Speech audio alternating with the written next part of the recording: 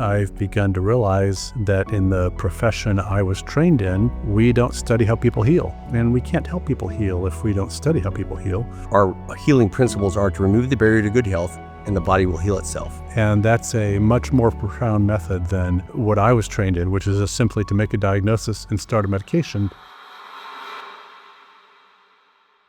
Hello, I'm Dr. William Morgan, president of Parker University and Parker Seminars, and today I have a very special guest, Dr. Jeff Rediger.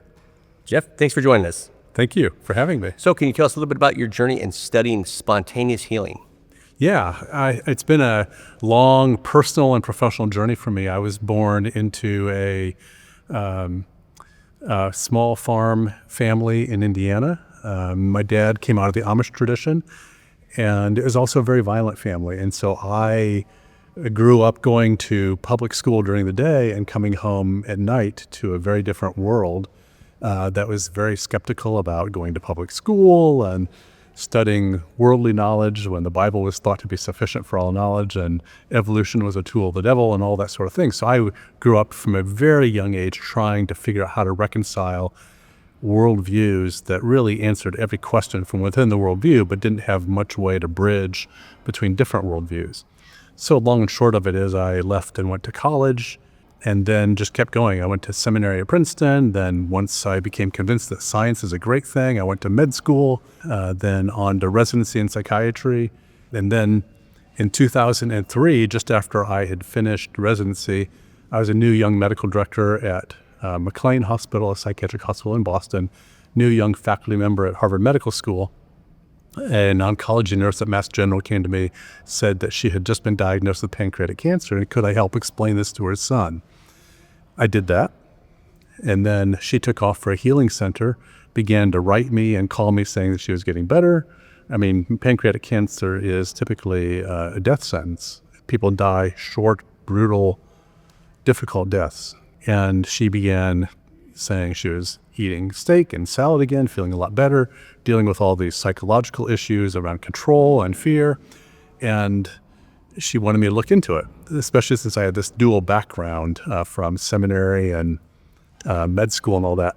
And I declined and didn't think there was likely to be anything going on that couldn't be explained.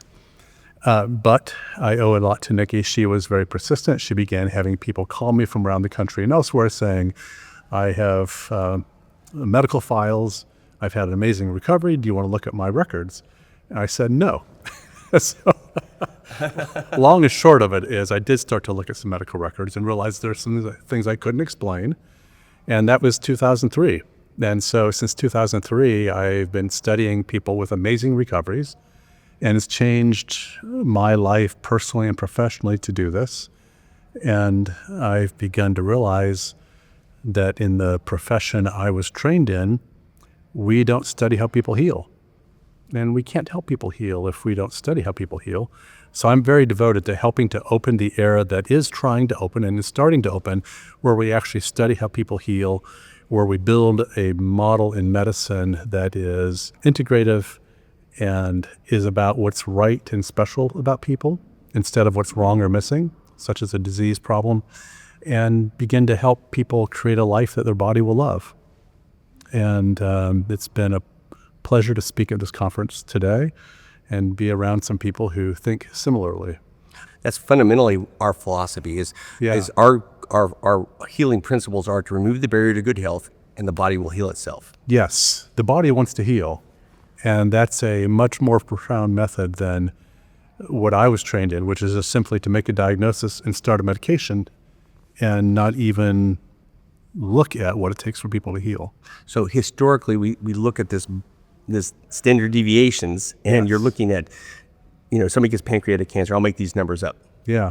5% spontaneously heal, Yeah. And 5% die within 2 months, and most of them die within a year. That's right. And we're looking at it this way. What you've done is gone to this small group, the ones that... Yes, the outliers. The ones who are screened out in the data, because most of our studies are built around the mean, around what the average person does. And we're screening out the ones we should be studying the most, the outliers. How many people have you studied? How many cases have you studied? Over 100 at this point, but it's not just gathering the data, it's also going deep into their lives and following them for a long period of time, spending time with them so I really understand to the best of my ability what it is that's associated with their amazing recoveries.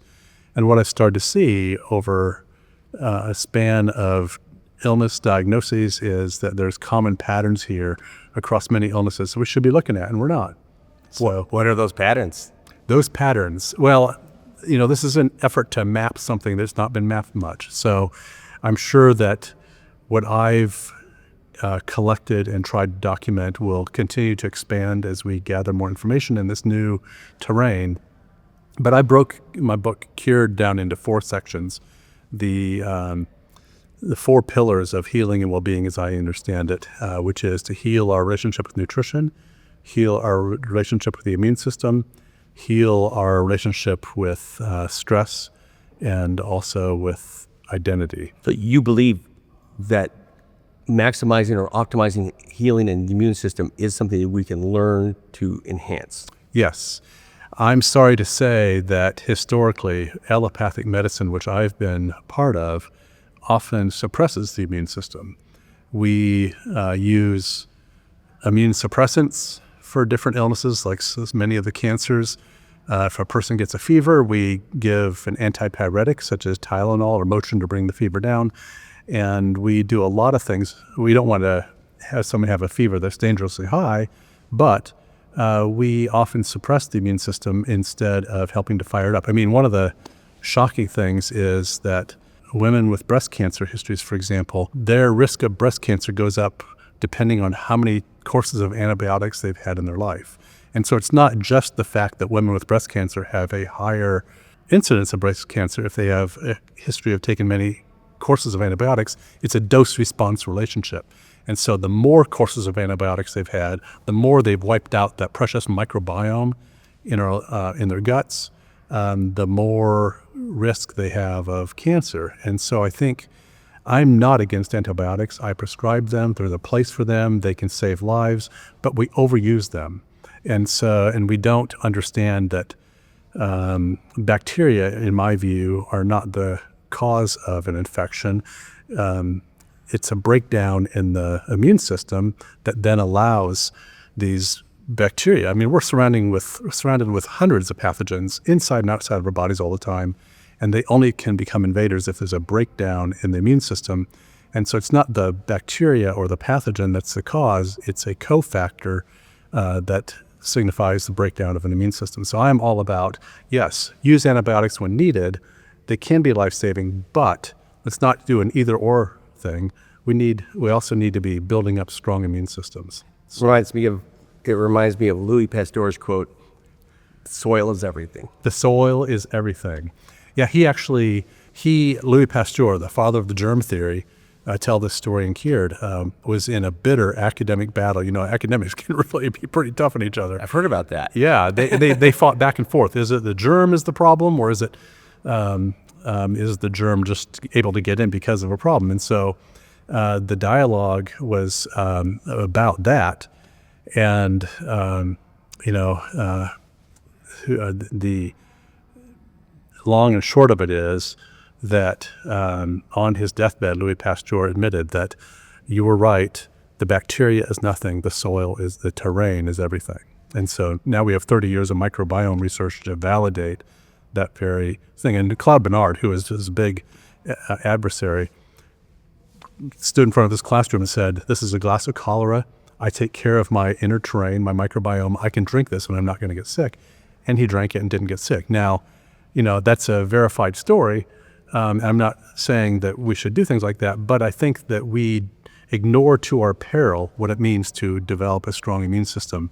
So I just think we need both sides. We need the sides of medications when needed, but not to overvalue that and to also do the things that chiropractors do, which is try to help us create strong, robust, vital systems that are healthy. One of your fellow Harvard researchers, Dr. Sinclair, says that aging is a disease. Yeah, now that's a new way of thinking, right? Yes. Yeah, and so it's been difficult for them to get funding in the early years because aging is not a diagnosis or a disease, and so how do you get the funding for it? Because we have a very disease-based medical model. So it's great that by naming this as something that is a collection, the accumulation of all these chronic illnesses and chronic inflammatory conditions, that we can begin to address this and begin promoting long health spans. We're all going to die at some point, but to not have the golden years robbed from us because they're so disease-ridden, which is what typically happens for so many people. The way the numbers tease out right now is the average man can expect to live 63 healthy years and then die at 79. Yeah. And so David Sinclair's work shows, as does the work of others, that may be, we may have very different possibilities.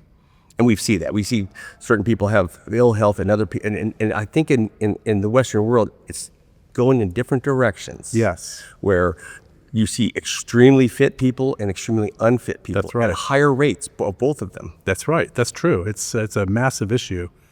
And to what degree is that also a matter not only of education, but also privilege? And so we also have public health issues and social justice and equity issues that are massive around these things too.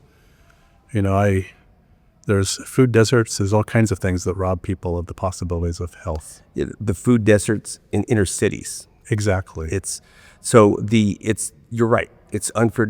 It's uneven distribution. Shouldn't say unfair, but uneven distribution of resources and knowledge. It's true. Completely true. Yeah, I grew up in Indiana. I go back now and see how much more difficult it is to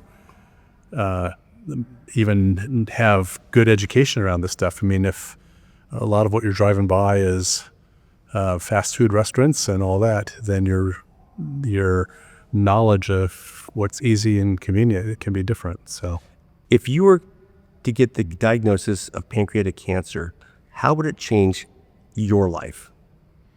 Good question. And I don't know the best answer to that, because it's one thing to talk about it in an armchair. I mean, I've done a lot of reading. I'm kind of vulnerable to being an armchair philosopher, but I've been looking at medical evidence now, and it's these people, these amazing individuals I've been studying. They help me rebuild my life and my body. I think I came from a violent childhood, and the adverse childhood experiences work shows that trauma really does contain itself in the body, and the body tells the story if we have the ability to listen. And looking at where my trajectory is now compared to those in my family, I'm in such a different place. I'm 6'4". You'd think I'm tall, but I'm actually the short one in my family. My cousins, nephew, and brother are all a lot taller than I am. But my brother, 7 years younger, God bless his soul, he's a good guy, but he's a truck driver. The average life expectancy for a truck driver is 61 years old. It's the toughest job on the physical body out there in a lot of ways. I think sitting in a truck cab hours and hours and hours, being on the road, missing your kids' birthday parties, all these kinds of things, being up at night driving, the fast food that's available in the truck stops, all these kinds of things take a toll on the physical body. And we're now the same height, and he's 7 years younger. And because of these people I've been studying, I may have a really different trajectory. I haven't had the chronic illnesses that I think I would have been more vulnerable to otherwise. So I don't know if that answers your question. Okay, basically you're living a healthy lifestyle now. Yeah. And we often say the SAD diet, the standard American diet, also yields the standard American diseases. That's right. That's a good way to say it. It's unfortunately and tragically true. It is true that every country around the world that adopts the American diet, it's not that the rates of heart disease, cancer, diabetes, or autoimmune illness go up. They go up exponentially. So I have a doctor friend who recently told me about this tragedy that's unfolding in Greece, in Athens. So we've gone with him to the Greek islands before, and this is an annual trip for him. And people have been eating the Mediterranean diet there for years and living. They spend hours in communities sharing food and love around the table. Food is love in a lot of levels. But in Athens, it's now cool to get a cheeseburger, Coke, and fries, and the rates of disease are skyrocketing there. And I just think that's tragic. Here's a country with one of the blue zones in it, Yeah. who is actually, we've exported Yeah. disease, Western right. disease. We sure have. Thank you for joining us today. Yeah. We've enjoyed having you speak here and hope to have you come back. You've been listening to Dr. Jeffrey Rediger, and I'm Dr. William Morgan, and this is Parker Success Academy.